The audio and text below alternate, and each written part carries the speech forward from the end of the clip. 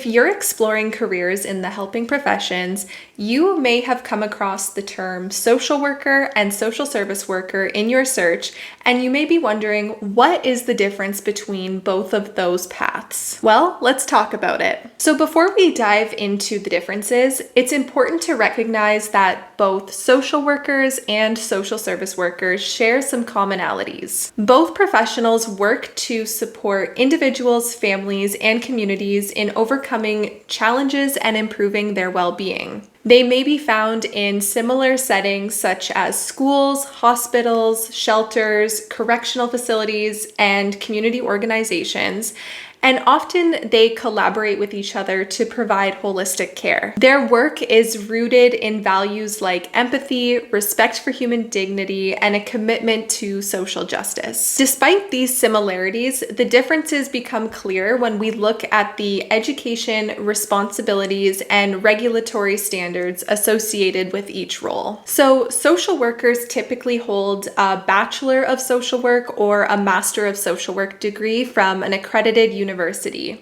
These programs provide extensive theoretical and practical training in areas such as human development and behavior, ethics and professional conduct, clinical practice and therapeutic interventions, social policy and advocacy, research methods, and cultural sensitivity. A Master of Social Work degree in particular prepares social workers for advanced practice, including roles in clinical counseling, policy development, and leadership. Social service workers typically complete a diploma program which takes 2 to 3 years to complete.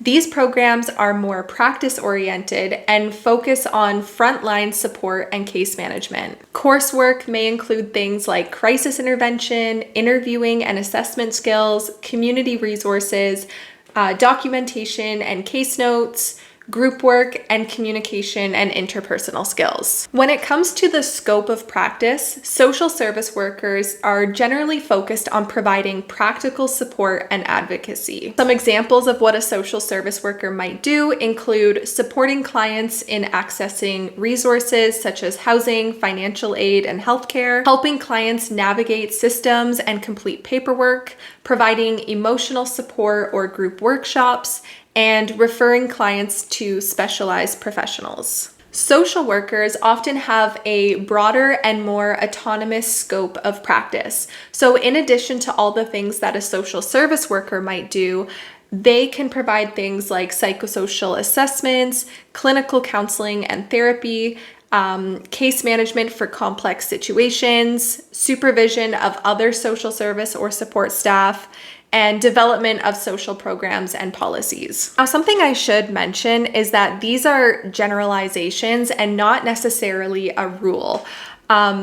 While social workers may work in different settings from a social service worker, it's possible on an individual level for a social service worker to also take on some of the roles that might be more of like a traditional role for a social worker. If you or a social worker or social service worker that you know don't fit perfectly into those boxes, just know that this is more of a generalization for people who are trying to understand the differences between each path. There are also some differences when it comes to regulation. In Canada, social workers are regulated professionals. You have to be registered with your province's governing body in order to call yourself a social worker. For social service work, it's not a regulated profession in most provinces, with the exception of Ontario for sure. They're actually regulated by the Ontario College of Social Workers and Social Service Workers and can use the term registered social service worker.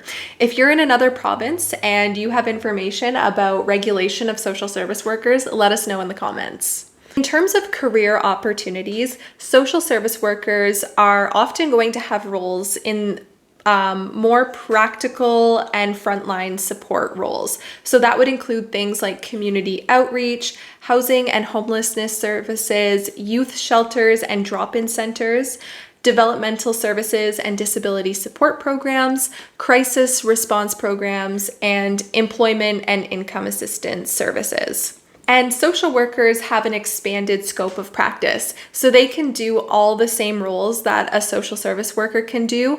And they also can do things like clinical counseling, child protection services, policy development and program evaluation, research and academic positions, and management and leadership roles. It's hard to say which path is better because on one hand, a social worker has an expanded scope of what they can do. On the other hand, a diploma in social service work can be really beneficial for somebody who doesn't want to spend 4 to 6 years pursuing higher education and knows that they want to just get into the field. I think it really depends on the kind of work that you want to do and like what the best way to get there for your unique situation is.